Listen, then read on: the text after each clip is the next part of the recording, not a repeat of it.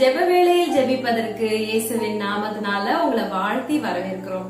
எல்லாரும் எப்படி இருக்கிறீங்க? சந்தோஷமா இருக்கிறீங்களா?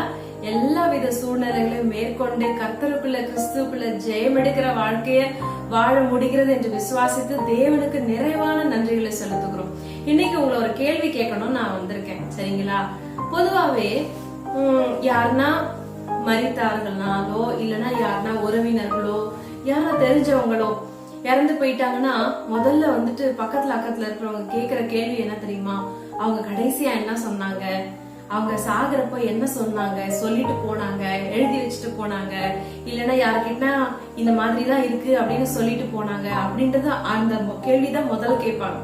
நம்மளே அவங்க இறந்துட்ட பிறகு ரெண்டு பேரும் சேர்ந்து கூடி பேசுறப்போ அவங்க கிட்ட அவர் இறக்கும் போது கடைசியா என்ன சொன்னாருன்றதான் வச்சு டிஸ்கஸ் பண்ணுவாங்க. கடைசியா இப்படி சொன்னீங்களேப்பா, இப்படி பண்ணீங்களேப்பா அப்படின்னு சொல்லிட்டு ஜென்ரலா இது உலகத்தாருடைய ஒரு வழக்கமாகவே இருக்குது.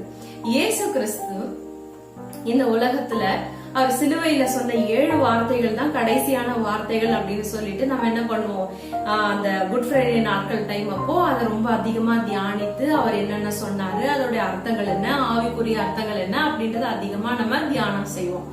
இப்போ அவர் சிலுவையிலே அப்படியே விட்டுல இல்லீங்களா, அவர் அடக்கம் பண்ணப்பட்டாரு, 3ஆம் நாள் உயிரோட எழுந்தாரு. எழுந்ததுக்கு அப்புறம் 40 நாள் அவர் உயிரோட இருக்கிறதாகவே என்ன பண்ணாரு, சீஷர்கள் எல்லாருக்குமே தன்னை வெளிப்படுத்தி காண்பித்து நிறைய திருஷ்டாந்தங்களை நிறைய மறைப்பொருள்களை வெளிப்படுத்தினாரு அப்படின்னு வசனம் சொல்லிருக்கு. சரிங்களா? அதுக்கப்புறம் கடைசியா அவர் ஆவியில பரலோகத்துக்கு பரம் ஏறுகிற போது கடைசியா அந்த சீஷர்களிடத்துல தனக்கு வேண்டியவர்களிடத்துல அவர் சொன்ன வார்த்தைகள் என்ன, இதுதான் இன்னைக்கு நான் உங்களுக்கு கேட்க வந்திருக்கிற கேள்வி. கடைசியா பரம் ஏறும்போது ஏசப்பா நம்ம கிட்ட சொல்லிட்டு போன வார்த்தைகள் என்ன? நான் உங்களுக்கு ஒரு வசனத்தை வாசிக்கிறேன். மார்க்கு 16வது அதிகாரம் 14வது வசனத்துல இருந்து வாசிக்கிறேன். சரிங்களா? அதன் பின்பு 11 வரும் போஜனம் பண்ணிருக்கையில் அவர்களுக்கு அவர் தரிசனமாகி உயிர்த்தெழுந்த தம்மை கண்டவர்களை அவர்கள் நம்பாமற் போனது நிமித்தம் அவர்களுடைய அவ்விசுவாசத்தை குறித்தும் இருதய கடினத்தை குறித்தும் அவர்களை கடிந்து கொண்டார். பின்பு அவர் அவர்களை நோக்கி, நீங்கள் உலகம் எங்கும் போய் சர்வ சிருஷ்டிக்கும் சுவிசேஷத்தை பிரசங்கியுங்கள். விசுவாசம் உள்ளவனாகி ஞானஸ்நானம் பெற்றவன் ரட்சிக்கப்படுவான், விசுவாசியாதவனோ ஆக்கினைக்குள்ளாக தீர்க்கப்படுவான். விசுவாசிக்கிறவர்களால் நடக்கும் அடையாளங்களாவன, என் நாமத்தினாலே பிசாசுகளை துரத்துவார்கள், நவமான பாஷைகளை பேசுவார்கள், சர்ப்பங்களை எடுப்பார்கள், சாவுக்கு ஏதுவான யாதொன்றை குடித்தாலும் அது அவர்களை சேதப்படுத்தாது, வியாதியஸ்தர்கள் மேல் கைகளை வைப்பார்கள், அப்பொழுது அவர்கள் சுஸ்தமாவார்கள் என்றார். இவ்விதமாய் கர்த்தர் அவர்களுடனே பேசின பின்பு பரலோகத்துக்கு எடுத்துக் கொள்ளப்பட்டு தேவனுடைய வலது பாரிசத்தில் உட்கார்ந்தார்.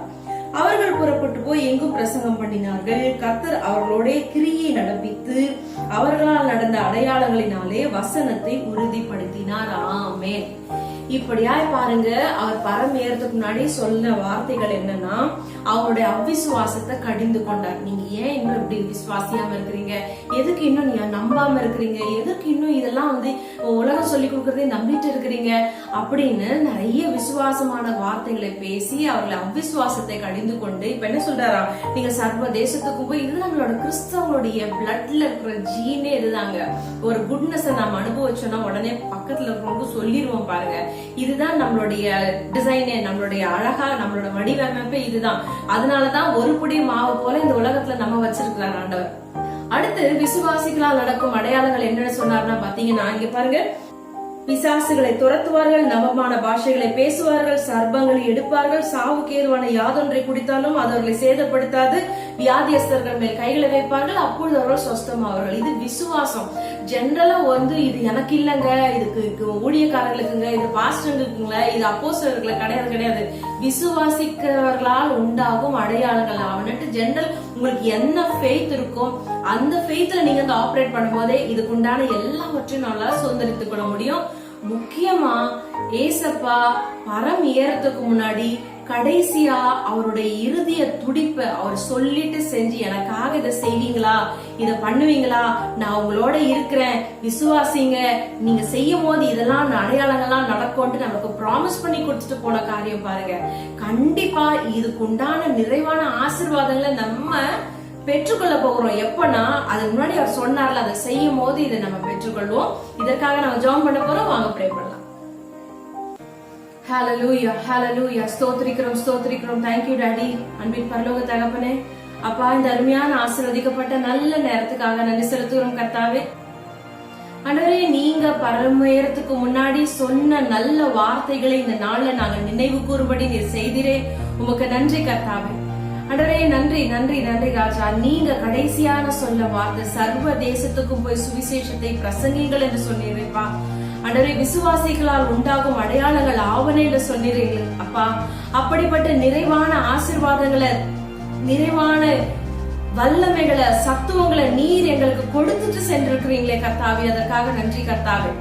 அப்பா ஸ்தோத்திரம் ராஜா. சீஷர்களும் அந்த வார்த்தைகளை நம்பி எல்லா இடத்திலும் சுவிசேஷத்தை பிரசங்கித்த போது ஆண்டவரே, நீர் உம்முடைய அதிசயங்கள்னால, அற்புதங்கள்னால அந்த வார்த்தைகளை நீர் உறுதிப்படுத்தினீர் என்று இந்த நாள் நாங்கள் வேதத்துல வாசித்திருக்கிறோமே கர்த்தாவே. இதோ என்னோட சேர்ந்து ஜெபிக்கிற இந்த அன்பார்ந்த சகோதரன், இந்த சகோதரி உங்களுடைய திருக்கரத்துல ஒப்பு கொடுக்கிறேன் ஆண்டவரே. இவர்களுடைய விசுவாசத்தை என் தேவரே நீர் வர்த்திக்க செய்வீராக. எந்த விதத்திலும் அவ்விசுவாசத்துல விழுந்து போகாதபடி கர்த்தாவே, இவருடைய விசுவாசம் ஒவ்வொரு நாளும் வளரும்படியா நான் ஜெபிக்கிறேன் கர்த்தாவே.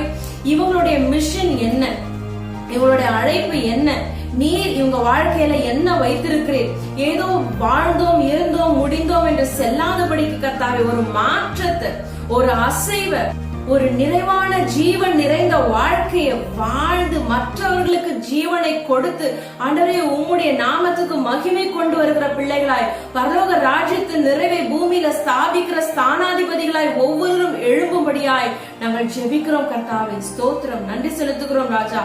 ஹalleluya. ஸ்தோத்திரம் ஸ்தோத்திரம் ஸ்தோத்திரம். நன்றி நன்றி நன்றி கர்த்தாவே.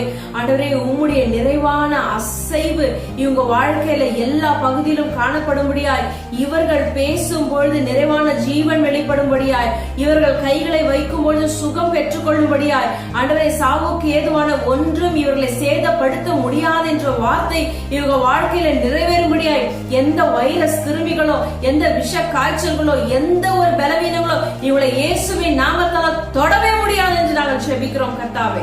ஹalleluya. ஸ்தோத்திரம். பரிபூர்ண சுகம் உண்டாகட்டும் அப்பா, நிறைவு உண்டாகட்டும் ஆண்டவரே. உம்மை முழுமையாய் அறிந்து கொள்ளுகிற அறிவுல, அந்த விசுவாசத்துல வளரும்படியாய் ஆண்டவரே, ஜீசஸை ரிஃப்ளெக்ட் பண்ணுகிற வாழ்க்கை ஒவ்வொருத்தரும் வாழும்படியாய், உன் நாமத்துக்கு மகிமை வரும்படியாய் நான் ஜெபிக்கிறேன் கர்த்தாவே. ஹalleluya. ஸ்தோத்திரம் ராஜா. எல்லா விதமான அற்புதங்கள், அடையாளங்கள் இவர்கள் கையினால் நீர் நடப்பிப்பீராக கர்த்தாவே. எந்த குடும்ப சூழ்நிலைகளை எதை பார்த்தாலும் இவர்களுக்குள்ள இருக்கிற நிறைவான அந்த வல்லமைகள், சத்துவங்கள், அதிகாரத்தில் இவர்கள் ஆபரேட் ஆகும்படியாய் ஆண்டவரே, உம்முடைய வரங்கள்னால இவர்கள் அலங்கரிக்கப்படும்படியாய் நான் ஜெபிக்கிறேன் கர்த்தாவே. ஸ்தோத்திரம். அதற்குண்டான வாஞ்சை உங்களுக்கு உண்டாகட்டும், தாகம் உண்டாகட்டும், அர்ப்பணிப்பு உண்டாகட்டும் கர்த்தாவே. அதை தொடர்ந்து, அதை பின்தொடர்ந்து தேடும்படியாய், உம்மை நோக்கும்படியாய் ஆண்டவரே, உம்மிடத்திலிருந்து பெற்றுக் கொள்ளுகிற அந்த நிறைவான அந்த அலங்காரங்கள் மற்றவர்களை அலங்கரிக்கும்படியாய், மற்றவர்களுக்கு பிரயோஜனமாய் இருக்கிற வரங்களை உம்மிடத்திலிருந்து பெற்றுக் கொள்ளும்படியாய் நாங்கள் ஆசீர்வாதத்தை ஜெபிக்கிறோம் கர்த்தாவே. அப்படியாய் செய்வதற்காக நன்றி நன்றி நன்றி நன்றி செலுத்துகிறோம். எல்லா துதி கனம் மகிமையும் ஒருவருக்கே செலுத்துகிறோம். நன்றி கர்த்தாவே. இயேசுவின் மூலம் பிதாவே. Amen amen. Praise the Lord. அப்பா நம் ஜெபத்தை கேட்டிருக்கிறார். நிறைவான கிறிஸ்தவ வாழ்க்கை, அலங்கரிக்கப்பட்ட வாழ்க்கை, வரங்கள்னால, கனிகள்னால, விசுவாசத்தினால, நிறைவான தேவனுடைய சத்துவங்கள்னால நிரப்பப்பட்ட வாழ்க்கையை நீங்கள் வாழ்வீர்கள். நிறைவான ஒரு கிறிஸ்தவ ஜீவியத்துக்குண்டான எல்லாவித ஆசீர்வாதங்களும் உங்கள் வாழ்க்கையில அழகாய் பெருகும் என்று உங்களை நாங்கள் வாழ்த்துகிறோம். அன்பின் வாழ்த்துக்கள்.